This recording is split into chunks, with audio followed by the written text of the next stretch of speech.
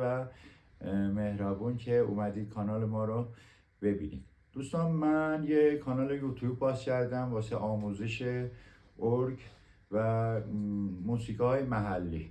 بعد کسانی که از آموزشگاه ها دورند و نمیتونن برن آموزشگاه یا پول هزینه آن رو نمیتونن تامین کنن یا خلاصه به هر دلیلی نمیتونن آموزش میتونن با فضای مجازی یاد بگیرن. عضو کانال ما هنوز خیلی کمه، 30 نفره. منتظر میمونم کانالمون تقریبا 100 عضو بشه. بعد من از روی کیبورد قشنگ فیلمبرداری میکنم، آموزش رو گام به گام به شما یاد میدم. حالا تا اون موقع من هر روز 1 تا 2 تا واسهتون موسیقی اجرا میکنم. تقدیم به دوستان گلی که از اکسپلور میان و کانال ما را سابسکرایب میکنند و علامت زنگوله را میزنند. ممنون. منتظر شما دوستان.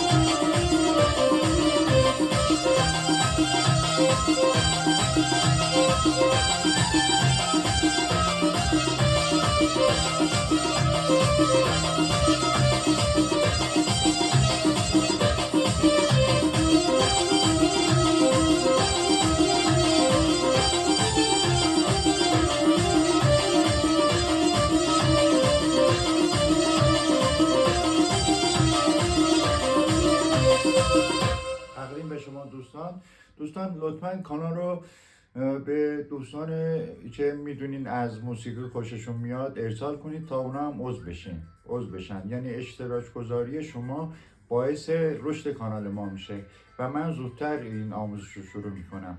تشکر از لطف شما.